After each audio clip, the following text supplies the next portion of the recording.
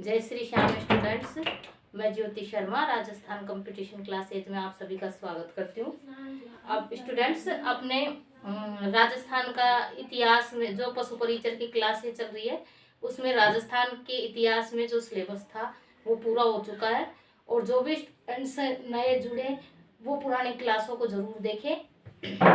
और आज से हमारा जो राजस्थान की कला एवं संस्कृति है उसमें से टॉपिक स्टार्ट करेंगे। और उसमें से पहला टॉपिक है राजस्थान के प्रमुख लोक संत एवं संप्रदाय। राजस्थान में जो संत हुए और जो संप्रदाय उन्होंने जो संप्रदाय बनाए उनके बारे में आज हम पढ़ेंगे। और जो स्टूडेंट्स नए जुड़ रहे हैं वो पिछली क्लासों को जरूर देखें और क्लास को ज़्यादा से ज़्यादा लाइक और सब्सक्राइब करें और शेयर करें। तो पहले हैं संत पीपा जी। संत पीपा जी और संत पीपा जी गागरोन के खींची राजवंश से संबंधित थे। गागरोन कहाँ पर स्थित है? झालावाड़ में।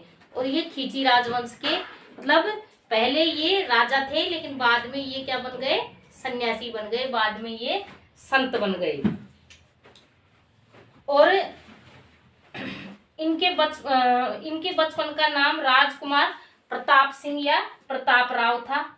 पीपा जी 1343 ईस्वी में गागरोन के राजा बने। कब बने? 1343 ईस्वी में राजा बने। और इनका जन्म 1323 ईस्वी में हुआ था। कब हुआ था इनका जन्म? 1323 ईस्वी में हुआ था। ये राजस्थान में भक्ति आंदोलन की शुरुआत करने वाले प्रमुख संत थे।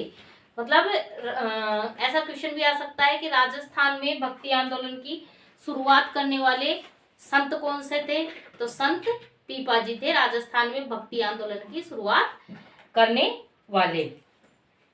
और इनके गुरु कौन थे? इनके गुरु रामानंद थे। हुआ क्या कि संत पीपा जी जो कि प्रताप सिंह, इनके पहले का नाम क्या था? प्रताप सिंह। ये राजा थे कहाँ के? गागरोन के, झालावाड़ के राजा थे।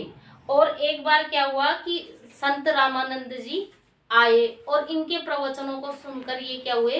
बहुत प्रभावित हुए और इन्होंने राजपाट त्यागने की सोच ली।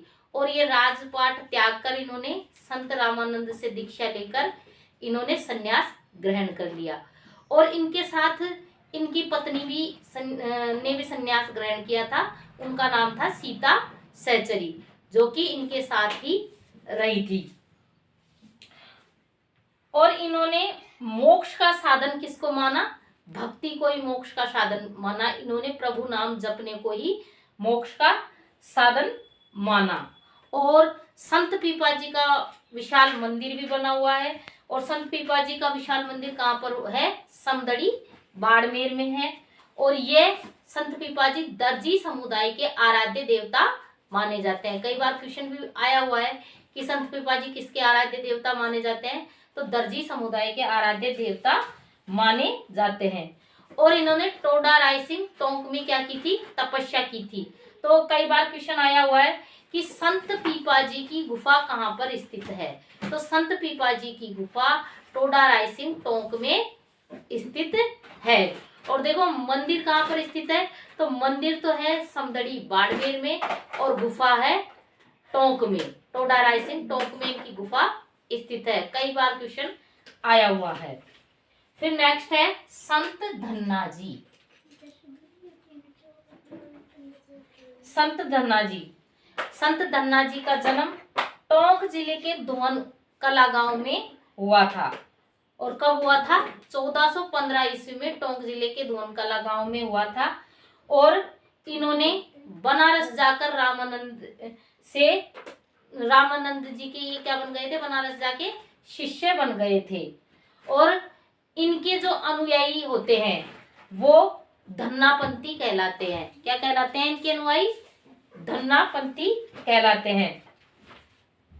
और गुरु अर्जुन देव ने जो सिखों के गुरु थे, सिखों के 5वें गुरु अर्जुन देव, उनके द्वारा संपादित आदि ग्रंथ में संत धन्ना द्वारा रचित 4 पद संग्रहित है। संत धन्ना ने जो पदों की रचना की थी उनको सिखों के गुरु ने अपने ग्रंथ में सम्मिलित किया था।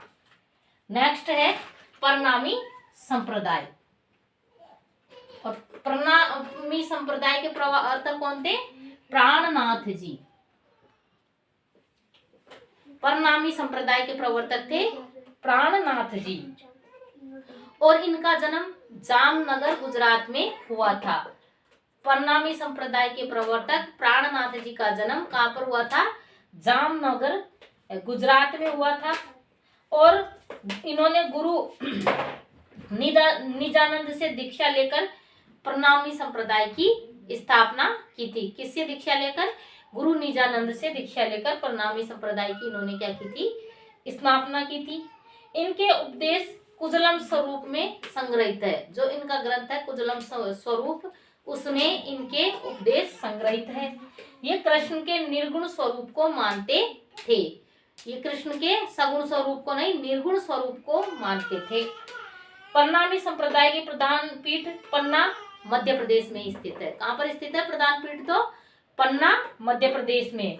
और जयपुर में इस संप्रदाय का विशाल मंदिर भी है। हमारे राजस्थान के जयपुर जिले में इस संप्रदाय का विशाल मंदिर स्थित है। फिर नेक्स्ट है गूदड़ संप्रदाय। और गूदड़ संप्रदाय के प्रवर्तक कौन थे? संत दास जी। और इस संप्रदाय की प्रधान पीठ दांतला गांव भीलवाड़ा में है। कहाँ पर है? दांतला गांव भीलवाड़ा में है।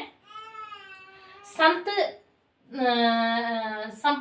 दास जी के जो अनुयायी होते हैं, गूदड़ संप्रदाय के अनुयायी, वो गले में गूदड़ी डालकर घूमते हैं। कैसे घूमते हैं? गले में गूदड़ी डालकर घूमते हैं। या कई बार ऐसा भी लिखा हुआ आ जाता है कि भाई गूदड़ी के वस्त्र पहनते हैं, लेकिन ज्यादातर यही होता है कि गूदड़ी गले में डालकर घूमते हैं। और ये गले में गूदड़ी डालकर रहते हैं, इसीलिए इनके संप्रदाय का नाम क्या पड़ गया? गूदड़ संप्रदाय। फिर नेक्स्ट है अलखिया संप्रदाय। अलखिया संप्रदाय। और अलखिया संप्रदाय के प्रवर्तक कौन थे? स्वामी लालगिरी। अलखिया संप्रदाय के प्रवर्तक थे स्वामी लालगिरी। ज्यादातर इन संप्रदायों में होता ये है कि संप्रदाय दे दिया जाता है, उसके प्रवर्तक को पूछ लिया जाता है, या प्रवर्तक का नाम देकर संप्रदाय का नाम पूछ लिया जाता है कि कौन से संप्रदाय की इसने स्थापना की थी।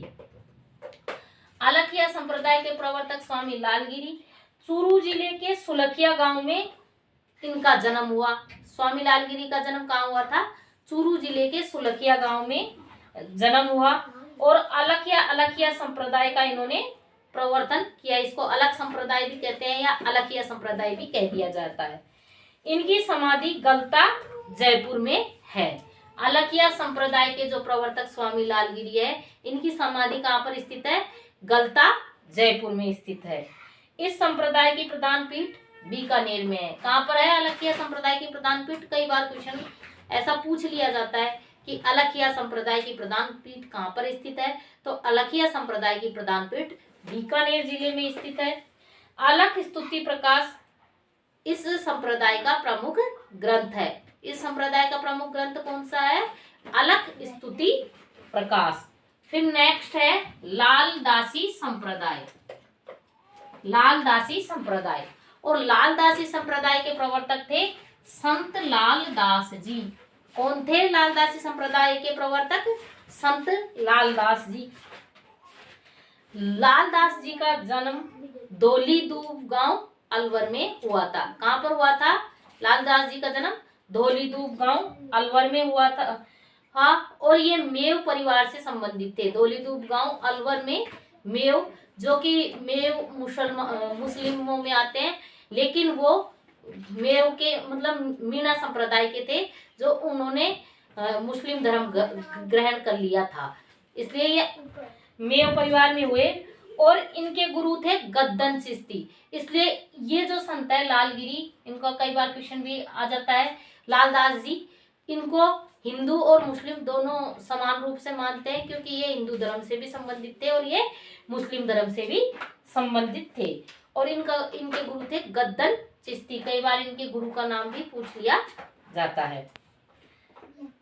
और लालदास जी की जो प्रधान पीठ है ये कहाँ पर स्थित है? लालदास जी की ये अलग या लालदास जी संप्रदाय है, इसकी प्रधान पीठ नगला गांव भरतपुर में स्थित है। कहाँ पर स्थित है?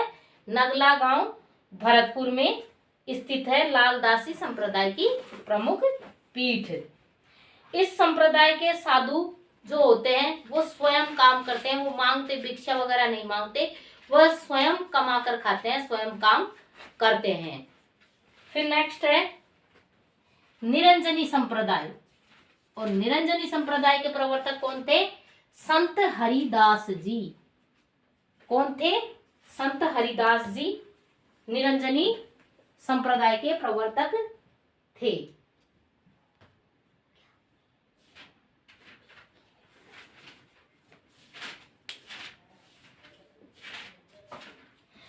और संत हरिदास जी का जन्म कापड़ोद गांव डिडवाना में हुआ था। कहां पर हुआ था?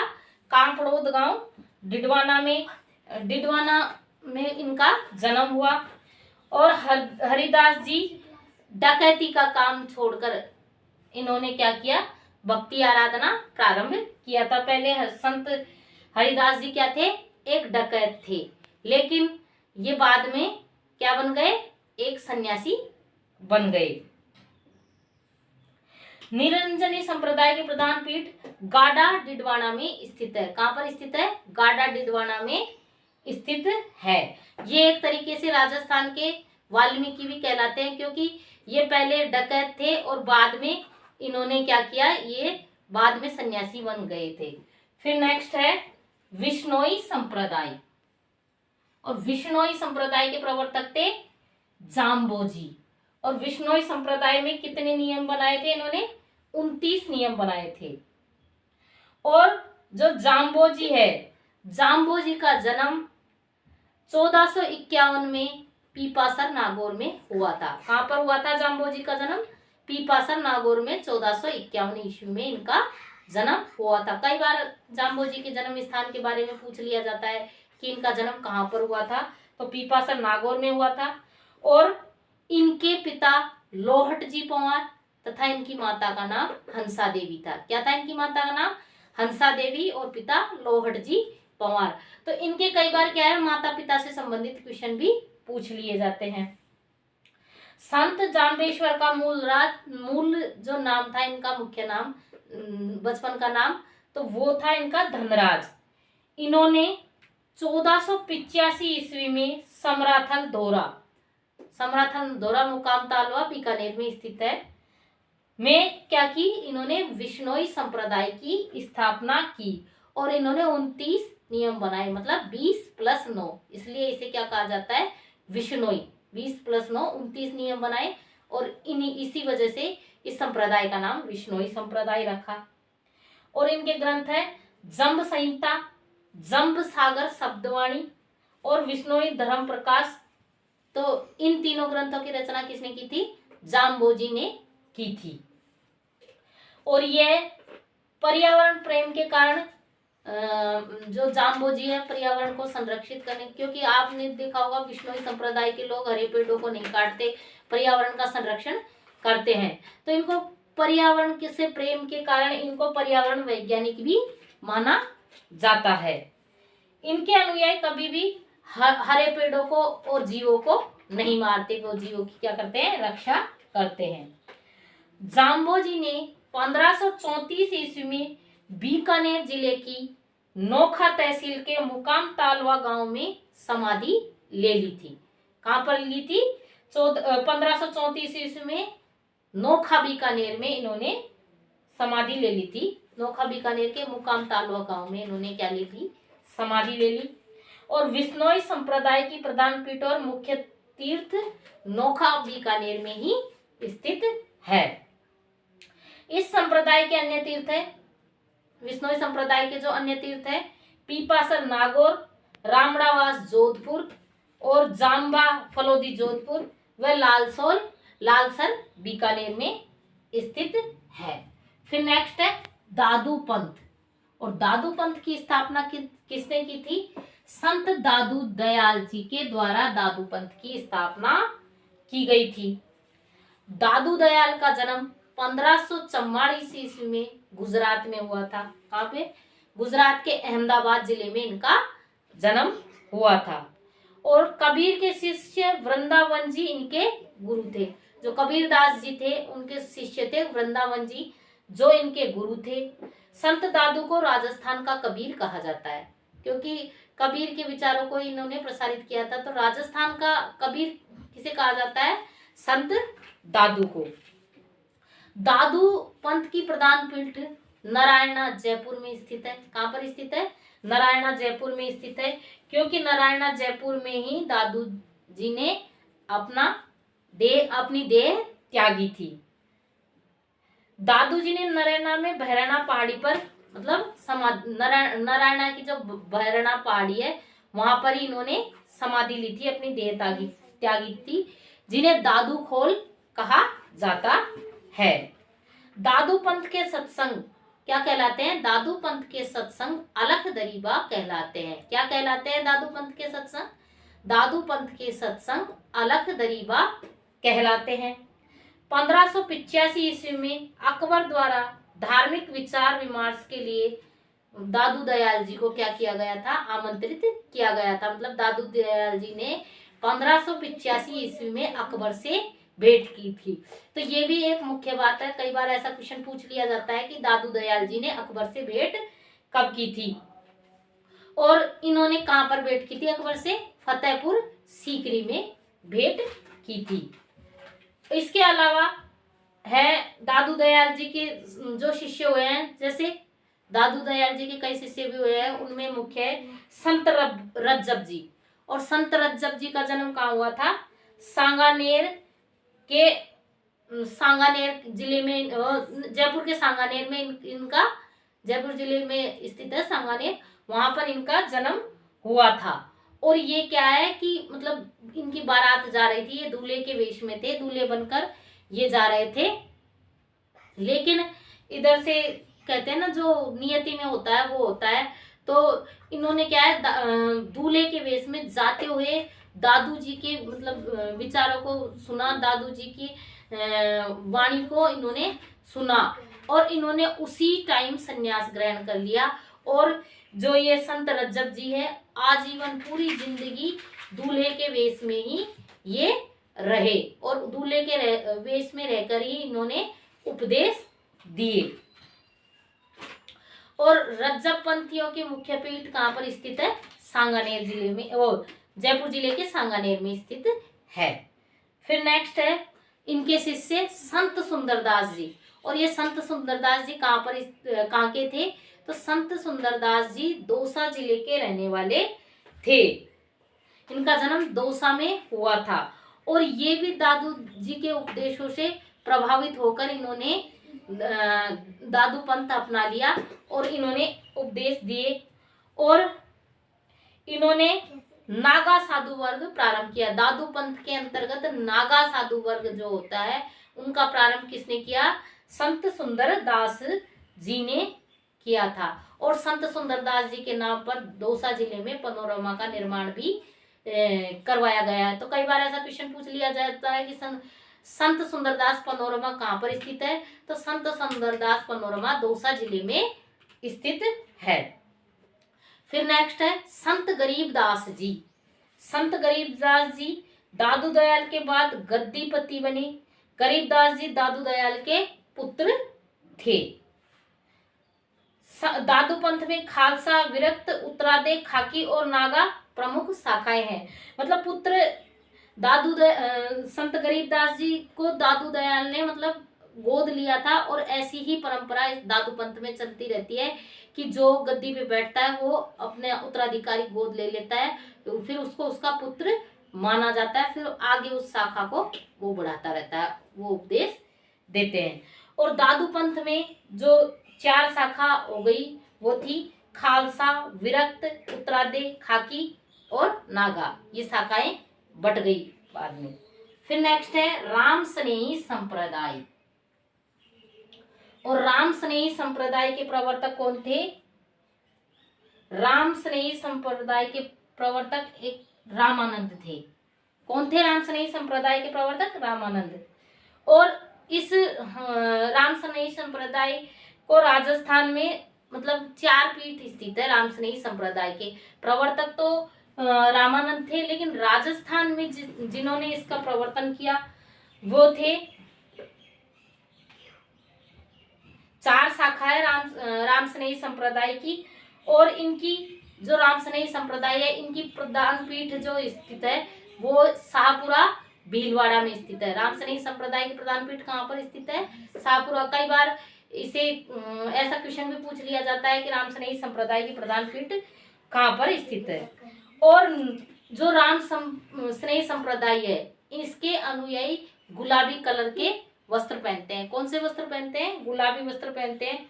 और जो इनके पूजा स्थल होते हैं उनको राम द्वारा कहते हैं। राम सनेही संप्रदाय के पूजा स्थलों को क्या कहा जाता है? राम द्वारा कहा जाता है। और इस संप्रदाय की जो 4 पीठें हैं वो है शाहपुरा भीलवाड़ा में स्थित है, रैण नागौर में, सिंगथल बीकानेर में और खेड़ापा जोधपुर में। ये 4 पीठ स्थित है। जैसे शाहपुरा शाखा है, तो शाहपुरा शाखा का जो प्रवर्तन किया वो संत रामचरण जी ने किया था। किसने किया? शाहपुरा शाखा की स्थापना संत रामचरण जी ने। और संत रामचरण जी का जन्म सोडा गांव जयपुर में हुआ था। कहाँ पर हुआ था संत रामचरण जी का जन्म? सोडा गांव जयपुर में हुआ था। और इनके बचपन का नाम रामकिशन था। क्या था इनके बचपन का नाम?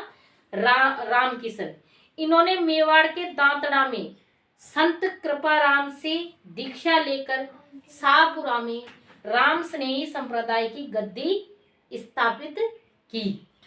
और जो संत रामचरण जी है, इनके उपदेश अणभय वाणी ग्रंथ में संकलित है। कई बार इनकी पुस्तक पूछ ली जाती है कि संत रामचरण जी की पुस्तक कौन सी थी, तो अणभय वाणी, इनमें इनके उपदेश संकलित है। शाहपुरा के राम द्वारा में प्रतिवर्ष फूल डोल उत्सव मनाया जाता है, जो कि यह उत्सव प्रसिद्ध है, पूरे भारत में प्रसिद्ध है ये उत्सव। फिर नेक्स्ट है रैण शाखा। और रैण शाखा कहाँ पर स्थित है? रैण शाखा नागौर में स्थित है। और रैण शाखा का प्रवर्तन किया था, इस रैण शाखा की स्थापना की थी संत दरियाव जी ने। किसने की थी? संत दरियाव जी ने। और संत दरियाव जी का जन्म जैतारण पाली में हुआ था। कहाँ पर हुआ था? जैतारण पाली में संत दरियाव जी का जन्म हुआ था। और इन्होंने गुरु प्रेमदास से दीक्षा लेकर रैण नागौर में राम स्नेही संप्रदाय की पीठ की स्थापना की। इन्होंने राम रहीम को एक मानकर हिंदू मुस्लिम संस्कृति का समन्वय किया। मतलब संत दरियाव जी राम और रहीम दोनों को एक मानते थे और इन्होंने हिंदू मुस्लिम संस्कृति का समन्वय किया। फिर नेक्स्ट है इनकी सिंगथल शाखा। और सिंगथल शाखा कहाँ पर स्थित है? बीकानेर में। और सिंगथल शाखा की स्थापना की थी संत हरिदास जी ने। हरिराम दास जी ने सिंगथल शाखा बीकानेर की जो पीठ है उसकी स्थापना की थी। और हरिराम दास जी का जन्म कहाँ पर हुआ था? सिंगथल में हुआ था। संत जयमल दास जी ने इन्हें राम स्नेही संप्रदाय में दीक्षित किया था। किसने किया था? संत जयमल दास जी ने इन्हें राम स्नेही संप्रदाय में दीक्षित किया था। फिर इनकी चौथी शाखा है खेड़ापा। खेड़ापा शाखा कहाँ पर स्थित है? जोधपुर जिले में खेड़ापा शाखा स्थित है। और इसकी स्थापना की थी संत रामदास जी ने। खेड़ापा शाखा की स्थापना की थी। मतलब कई बार पूछ लिया जाता है कि राजस्थान में ये शाखाएं देखकर इनके प्रवर्तक का नाम पूछ लिया जाता है। और खेड़ापा शाखा की स्थापना रामदास जी ने की थी। और रामदास जी का जन्म जोधपुर के भीकम कोर गांव में हुआ। और सिंगथल के संत हरिराम दास जी से इन्होंने दीक्षा ली। और दीक्षा लेकर खेड़ापा जोधपुर में इन्होंने राम स्नेही संप्रदाय की पीठ की स्थापना की।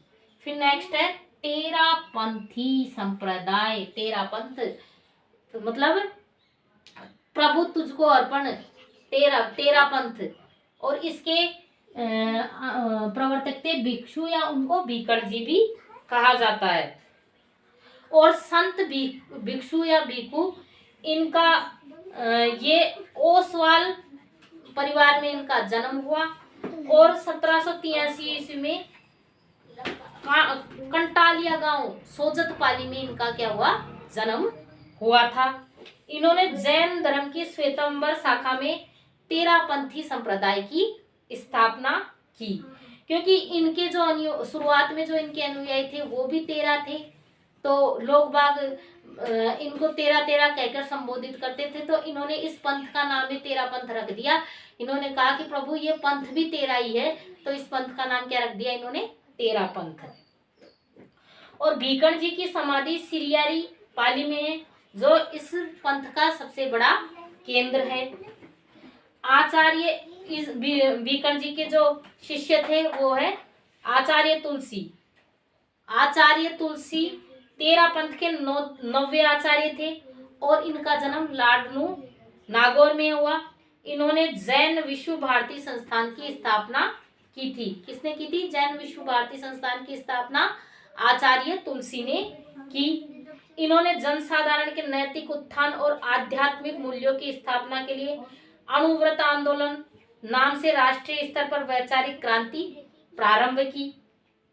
फिर इनके एक और अनुयायी थे आचार्य महाप्रज्ञ, जो ये 13 पंथ के 10वें आचार्य थे। इनका जन्म टमकोरा झुंझुनू में और महाप्रयाण सरदार शहर चूरू में हुआ। प्रेक्षा ध्यान के आविष्कार और जीवन विज्ञान का अनूठा प्रयोग करने वाले आचार्य महाप्रज्ञ ने अहिंसा यात्रा के माध्यम से देश में नई दिशा दी, देश को नई दिशा दी। फिर इनके अनुयायी थे आचार्य महाश्रमण मुदित कुमार, जो कि 13 पंथ के वर्तमान में 11वें आचार्य है। इनका जन्म सरदार शहर चूरू में हुआ था। तो क्वेश्चन आ जाए कि वर्तमान में 13 पंथ के आचार्य कौन है, तो आचार्य महाश्रमण मुदित कुमार। फिर नेक्स्ट है वैष्णव संप्रदाय। ये संप्रदाय नहीं, इसके अलावा शैव संप्रदाय, पहले शैव संप्रदाय, शैव संप्रदाय। और शैव संप्रदाय की 4 शाखाएं थी, कापालिक, पाशुपत, लिंगायत और काश्मीरक। मतलब बाद में शैव संप्रदाय की 4 शाखाएं हो गई और वो शाखाएं थी कापालिक, पाशुपत, लिंगायत और काश्मीरक। तो इनको एक एक को पढ़ते हैं। कापालिक। कापालिक कापालिक साधु शिव के रूप में भैरव की पूजा करते हैं, मतलब शिव शंकर भगवान की भैरव के रूप में पूजा करते हैं। ये साधु तांत्रिक और शमशानवासी, शमशान में रहते हैं, भस्म वगैरह लगाते हैं, तांत्रिक होते हैं, तंत्र क्रिया करते हैं। ये तांत्रिक और शमशानवासी होते हैं। ये शरीर पर भस्म और मुंडमाला धारण करते हैं और सुरापान भी करते हैं। फिर नेक्स्ट है पाशुपत। पाशुपत संप्रदाय। और पाशुपत संप्रदाय के प्रवर्तक थे दंडधारी लकुलिस थे। कौन थे? पाशुपत संप्रदाय के प्रवर्तक लकुलिस थे। फिर नेक्स्ट है लिंगायत संप्रदाय। और लिंगायत संप्रदाय के प्रवर्तक बासव थे। कौन थे? कई बार इनके प्रवर्तक पूछ लिए जाते हैं। लिंगायत संप्रदाय के प्रवर्तक बासव थे। इसका विस्तार दक्षिण भारत में अधिक हुआ, मतलब हमारे यहाँ इधर नहीं हुआ, दक्षिण भारत में इसका प्रसार अधिक हुआ लिंगायत संप्रदाय का। फिर नेक्स्ट है काश्मीरक संप्रदाय। और काश्मीरक संप्रदाय वीर शैव संप्रदाय भी कहा जाता है। और इस संप्रदाय का विस्तार कश्मीर में ज्यादा हुआ, इसलिए इसे काश्मीरक संप्रदाय भी कहते हैं। फिर इसके बाद है नाथ संप्रदाय। और नाथ संप्रदाय के प्रवर्तक कौन थे? नाथ मुनि थे। नाथ संप्रदाय के प्रवर्तक कौन थे? नाथ मुनि नाथ संप्रदाय के प्रवर्तक थे। पूर्व मध्यकाल में नाथ संप्रदाय के रूप में शैव मत एक नवीन रूप में उदय हुआ। इसके प्रवर्तक नाथ मुनि थे। मत्स्येंद्र नाथ, गोरखनाथ, गोपीचंद, भरतरी, जलंधर नाथ आदि प्रमुख नाथ हुए। नाथ मतलब नाथ संत हुए। राजस्थान में महामंदिर जोधपुर नाथ संप्रदाय का प्रमुख केंद्र रहा है। कई बार ऐसा क्वेश्चन भी आया हुआ है कि नाथ संप्रदाय का प्रमुख केंद्र कहाँ पर है, तो महामंदिर जोधपुर में नाथ संप्रदाय का प्रमुख केंद्र है। जालंधर नाथ की तपोभूमि सिरे मंदिर जालोर भी इस संप्रदाय का एक महत्वपूर्ण तीर्थ स्थित है। सिरे मंदिर जालोर कहाँ पर सिरे मंदिर कहाँ पर स्थित है? जालोर जिले में। और यह भी नाथ संप्रदाय का एक महत्वपूर्ण तीर्थ स्थल है। और राजस्थान में भी नाथ संप्रदाय की 2 शाखाएं हैं। एक बैरागी पंथ, इसकी प्रधान गद्दी राता डूंडा जो कि पुष्कर के निकट स्थित है। कहाँ पर स्थित है? पुष्कर के निकट नागौर जिले में स्थित है। और दूसरी है माननाथी पंथ, इसकी प्रधान गद्दी महामंदिर जोधपुर में स्थित है। फिर नेक्स्ट है जसनाथी संप्रदाय। और जसनाथी संप्रदाय के प्रमुख प्रवर्तक कौन थे? संत जसनाथ जी। जसनाथी संप्रदाय के प्रवर्तक कौन थे? संत जसनाथ जी जसनाथी संप्रदाय के प्रवर्तक थे। और संत जसनाथ जी का जन्म 1482 ईस्वी में कतरियासर बीकानेर में हुआ। कहाँ पर हुआ था इनका जन्म? कतरियासर बीकानेर में हुआ। हमीर जाट व रूपा दे इनके माता, हमीर इनके पिता और रूपा दे इनकी माता थी। इन्होंने गुरु गोरखनाथ से दीक्षा लेकर गहन तपस्या की। इनके गुरु कौन थे? गोरखनाथ। और उनसे दीक्षा लेकर इन्होंने गहन तपस्या की। और 24 वर्ष की आयु में कतरियासर में इन्होंने जीवित समाधि ले ली। कितनी आयु में? 24 वर्ष की आयु में इन्होंने जीवित समाधि ले ली। जसनाथी सिद्धों द्वारा धधकते अंगारों पर अग्नि नृत्य भी किया जाता है। और इस संप्रदाय की प्रधान पीठ कतरियासर बीकानेर में स्थित है। और इस संप्रदाय के अनुयायी गले में काली ऊन का धागा पहनते हैं और 36 नियमों का पालन करते हैं। कितने नियमों का पालन करते हैं? 36 नियमों का पालन करते हैं और काली ऊन का धागा पहनते हैं। और अग्नि नृत्य भी करते हैं इनके अनुयायी। वहां मंदिर परिसर में अग्नि नृत्य किया जाता है। और जसनाथ जी के उपदेश, जो जसनाथ जी के मतलब ग्रंथ थे, सिंबुदड़ा और कोडा ग्रंथ में संग्रहित है। कई बार सिंबुदड़ा और कोडा ग्रंथ के प्रवर्तक रचयिता पूछ लिए जाते हैं, तो इसकी रचना की थी जसनाथ जी ने की थी। फिर नेक्स्ट है वैष्णव संप्रदाय। वैष्णव संप्रदाय किसे कहा जाता है? शैव संप्रदाय तो वो होता है जो भगवान शिव को मानते हैं। और वैष्णव संप्रदाय में भगवान विष्णु को मानने वालों को वैष्णव संप्रदाय के कहा जाता है।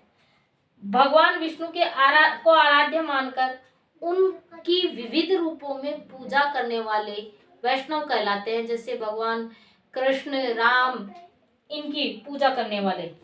वैष्णव संप्रदाय के 4 प्रमुख संप्रदाय रामानुज, निम्बार्क, वल्लभ और गौड़ीय संप्रदाय है। कौन कौन से? रामानुज, निम्बार्क और वल्लभ और गौड़ीय संप्रदाय है। अब रामानुज संप्रदाय या फिर रामानंदी संप्रदाय भी, रामानुज संप्रदाय कह दो या रामानंदी संप्रदाय कह दो। और इस रामानुज संप्रदाय या रामानंदी संप्रदाय के प्रवर्तक थे रामानुजाचार्य। कौन थे? रामानुजाचार्य इसके प्रवर्तक थे। वैष्णव धर्म की इस सबसे प्राचीन शाखा के प्रवर्तक कौन थे? मतलब सबसे प्राचीन शाखा है ये रामानंदी संप्रदाय। और इसके प्रवर्तक रामानुजाचार्य थे। और उन्होंने विशिष्टाद्वैत भक्ति दर्शन दिया। विशिष्टाद्वैतवाद का इन्होंने क्या किया? प्रवर्तन किया। कई बार पूछ लिया जाता है कि रामानुजाचार्य का दर्शन कौन सा है, तो इनका दर्शन है विशिष्टाद्वैतवाद। और इनके अनुयायी रामावत कहलाते हैं। क्या कहलाते हैं इनके अनुयायी? रामावत कहलाते हैं। रामानुज के शिष्य रामानंद ने उत्तर भारत में इस संप्रदाय का प्रसार किया। उत्तर भारत में किसने किया है इस संप्रदाय का प्रसार? रामानुज के शिष्य थे रामानंद। उन्होंने, और उनके अनुयायी रामानंदी कहलाए। और रामानंद के अनुयायी क्या कहलाए? रामानंदी कहलाए। राजस्थान में रामानुज संप्रदाय का प्रारंभ गलता जयपुर पीठ के संस्थापक कृष्णदास जी पयहारी ने किया था। कृष्णदास जी पयहारी मतलब खाली दूध का सेवन करते थे, इसलिए उनका नाम कृष्णदास जी पयहारी था। और इन्होंने गलता जयपुर में इस संप्रदाय की पीठ का प्रारंभ किया। पयहारी के शिष्य थे अग्रदास जी। इन्होंने रेवासा गांव सीकर में इस संप्रदाय की दूसरी पीठ की स्थापना की। रामानंदी संप्रदाय की दूसरी पीठ की स्थापना किसने की? अग्रदास जी ने। और कहां पर की? रेवासा गांव सीकर में। राम के माधुर्य रूप की भक्ति करने के कारण इस संप्रदाय को रसिक संप्रदाय भी कहा जाता है। क्या कहा जाता है इस संप्रदाय को? रसिक संप्रदाय भी, क्योंकि राम के माधुर्य रूप की जो पूजा करने के कारण। फिर नेक्स्ट है निम्बार्क संप्रदाय। इसको हंस संप्रदाय भी कहते हैं। निम्बार्क संप्रदाय कह दो चाहे हंस संप्रदाय कह दो। और निम्बार्क संप्रदाय के प्रवर्तक कौन थे? तो निम्बार्क संप्रदाय के प्रवर्तक थे निम्बार्काचार्य। कौन थे? निम्बार्काचार्य निम्बार्क संप्रदाय के प्रवर्तक थे। और इन्होंने नया भक्ति दर्शन दिया। कौन सा दिया? द्वैताद्वैत या भेदा भेदवाद। कौन सा दिया? रामानुजाचार्य ने तो विशिष्टाद्वैतवाद दिया था, और इन्होंने दिया द्वैताद्वैत या भेदाभेद। इन्होंने राधा कृष्ण के युगल स्वरूप की आराधना की। मतलब राधा कृष्ण को जोड़ी मानकर उनके युगल रूप की इन्होंने पूजा की। राधा और कृष्ण की माधुर्य भाव से इन्होंने सेवा की। राजस्थान में आचार्य परशुराम ने निम्बार्क संप्रदाय की प्रधान पीठ सलेमाबाद अजमेर में स्थापित की। कई बार ये निम्बार्क संप्रदाय की प्रधान पीठ के बारे में क्वेश्चन आ जाता है कि निम्बार्क संप्रदाय की प्रधान पीठ कहाँ पर स्थित है। तो निम्बार्क संप्रदाय की प्रधान पीठ सलेमाबाद अजमेर में स्थित है। और इसके प्रवर्तक थे आचार्य परशुराम। और इस निम्बार्क संप्रदाय की एक शाखा जो उदयपुर में भी स्थित है। कहाँ पर स्थित है? उदयपुर जिले में भी एक शाखा स्थित है। फिर नेक्स्ट है वल्लभ संप्रदाय।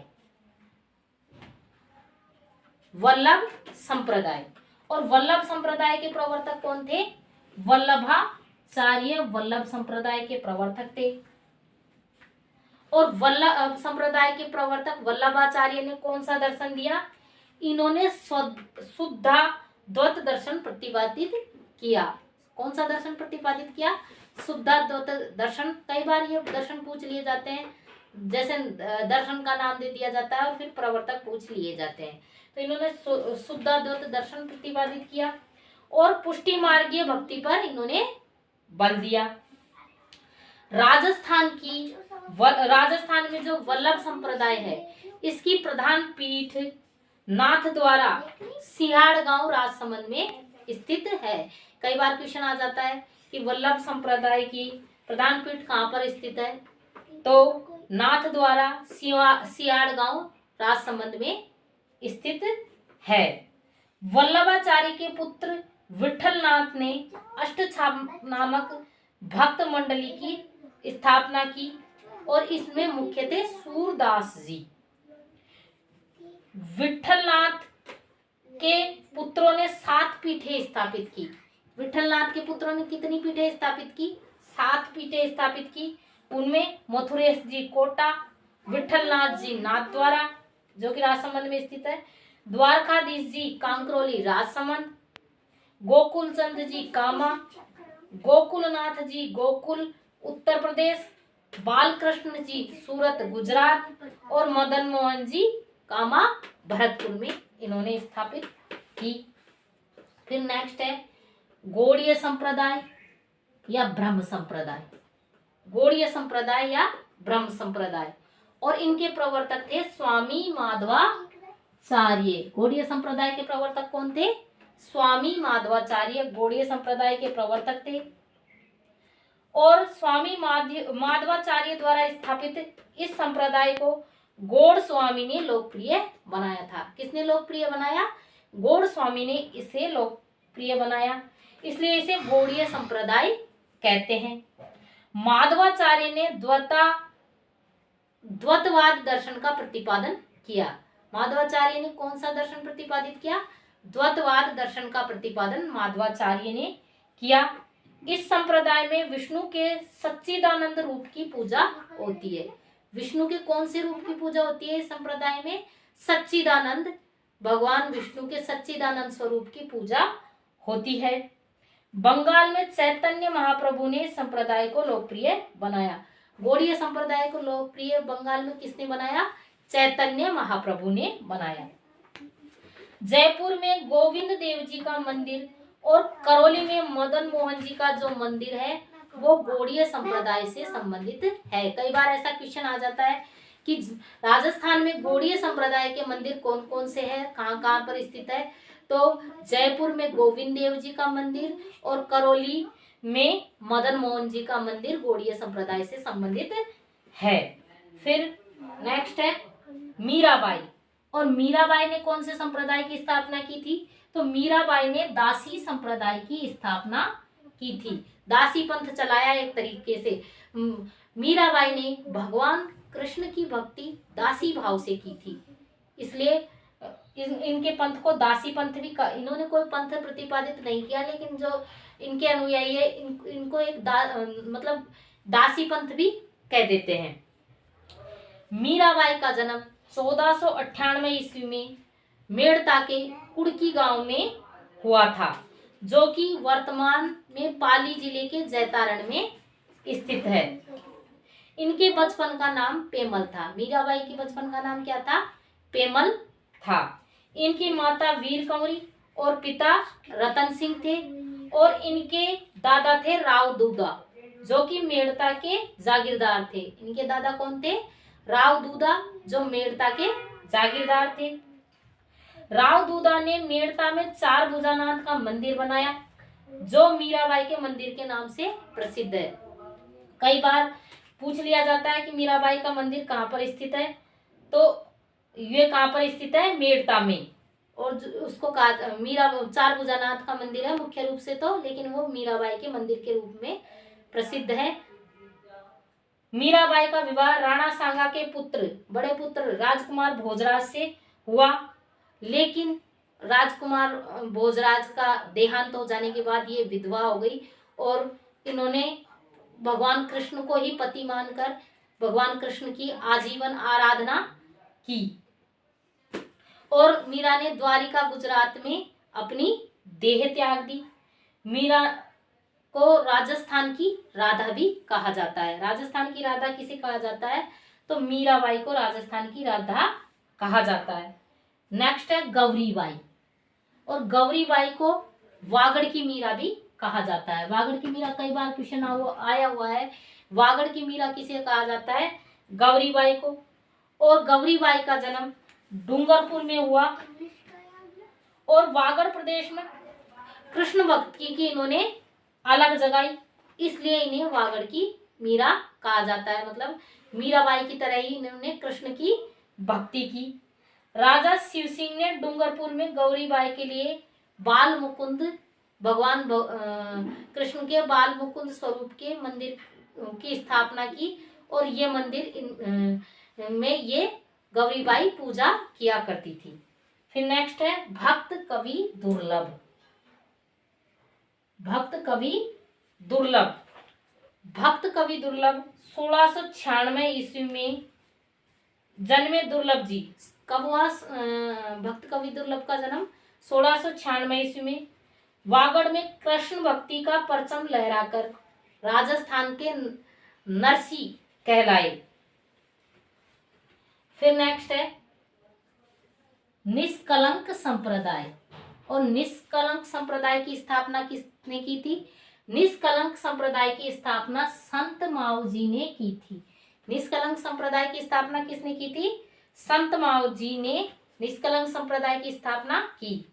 वागड़ के भीलों में आध्यात्मिक क्रांति लाने वाले संत, मतलब वागड़ में जो भील थे उनको आध्यात्मिक दृष्टिकोण से भगवान की तरफ मोड़ने का कार्य किसने किया? संत मावजी ने। इनका जन्म 1714 ईस्वी में डूंगरपुर जिले के साबला गांव में हुआ था। कहां पर हुआ? डूंगरपुर जिले के साबला गांव में हुआ था। निष्कलन संप्रदाय के संस्थापक संत मावजी को श्री कृष्ण का निष्कलंक अवतार भी माना जाता है। मतलब इनके अनुयायी इनको श्री कृष्ण भगवान का अवतार मानते हैं, निष्कलंक अवतार मानते हैं श्री कृष्ण का। इस संप्रदाय की पीठ साबला गांव डूंगरपुर में स्थित है। कहां पर स्थित है इस संप्रदाय की प्रमुख पीठ? साबला गांव डूंगरपुर में स्थित है। और मावजी के जो उपदेश है वो क्या कहलाते हैं? चोपड़ा कहलाते हैं। मावजी ने जो उपदेश दिए थे वो चोपड़ा नामक ग्रंथ में संकलित है। इसलिए इनके ये कई बार क्वेश्चन भी आ जाता है कि चोपड़ा किसका ग्रंथ है? तो संत मावजी का है। इन्होंने बेणेश्वर धाम डूंगरपुर को भी लोकप्रिय बनाया। फिर नेक्स्ट है संत राजा राम जी। संत राजा राम जी कलबी पटेल आंजना समाज में पूज्य। कौन से समाज में पूज्य है? आंजना समाज में पूज्य। कलबी पटेल समाज में पूज्य संत राजा राम जी ने कृष्ण भक्ति का उपदेश दिया। संत राजा राम जी ने किसका उपदेश दिया? कृष्ण की भक्ति का उपदेश दिया।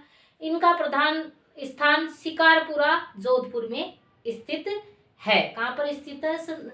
शिकारपुरा जोधपुर में। इन्होंने जनमानस को पर्यावरण सुरक्षा, जीव दया, परोपकार एवं समाज सुधार हेतु प्रेरित किया। फिर नेक्स्ट है चरणदासी पंथ। चरणदासी पंथ की स्थापना किसने की थी? चरणदास जी ने। किसने की? चरणदास जी ने चरणदासी पंथ चलाया। चरणदास जी का जन्म 1703 ईस्वी में डेहरा गांव अलवर में हुआ। कई बार संत चरणदास जी का जन्म स्थान पूछ लिया जाता है। और इनका जन्म कहां पर हुआ? डेहरा गांव अलवर में हुआ। इन्होंने मुनि सुखदेव से दीक्षा लेकर चरणदासी पंथ की स्थापना की। इस पंथ की प्रधान पीठ दिल्ली में स्थित है। तो ये चरणदासी संप्रदाय की मुख्य बात यह है कि कई बार ये एग्जाम की दृष्टि से इसलिए महत्वपूर्ण है क्योंकि इसकी स्थापना राजस्थान में हुई और संत चरणदास जी ने की। लेकिन इसकी जो प्रधान जो मुख्य पीठ है वो कहाँ पर स्थित है? दिल्ली में स्थित है। तो कई बार ऐसा क्वेश्चन एग्जाम में पूछ लिया जाता है। रीट की मुख्य परीक्षा में भी रीट की मुख्य परीक्षा में ये क्वेश्चन आया हुआ है। जो एग्जाम रद्द हो गई थी उसमें ये क्वेश्चन आया था। पीठ पूछ ली गई थी कि कहाँ पर स्थित है, तो ये दिल्ली में स्थित है। इसमें 42 नियमों का पालन किया जाता है और यह सगुण निर्गुण भक्ति का मिश्रित पंथ है। सगुण और निर्गुण मतलब ये सगुण और निर्गुण दोनों तरीके से भगवान की भक्ति करते हैं। चरणदास जी ने नादिर शाह के आक्रमण की भविष्यवाणी की थी। संत चरणदास जी ने नादिर शाह के आक्रमण की पहले ही भविष्यवाणी कर दी थी। संत सहजोबाई और दयाबाई इनकी प्रमुख शिष्याएं है। चरणदास जी की प्रमुख शिष्याएं कौन थी? सहजोबाई और दयाबाई, इनकी दो प्रमुख महिला शिष्याएं थी। चरणदास जी ने ब्रह्मचरित्र, ज्ञान सागर और ज्ञान सूर्योदय सहित कुल 14 ग्रंथ लिखे थे। इसी के साथ आज का आपका अपना ये टॉपिक कंप्लीट हुआ। नेक्स्ट क्लास में मैं नेक्स्ट टॉपिक लेके आऊंगी और राजस्थान का इतिहास से संबंधित जो टॉपिक थे हमारे पूर्ण हो चुके हैं। और जो भी स्टूडेंट्स नए जुड़े वो पिछली क्लासों को जरूर देखें। और कला संस्कृति में आज हमने राजस्थान की जो प्रमुख लोक संत और संप्रदाय थे उनका टॉपिक कंप्लीट किया है। और नेक्स्ट क्लास में नेक्स्ट टॉपिक लेके आऊंगी मैं। क्लास को ज़्यादा से ज़्यादा लाइक करें, शेयर करें, सब्सक्राइब करें। धन्यवाद।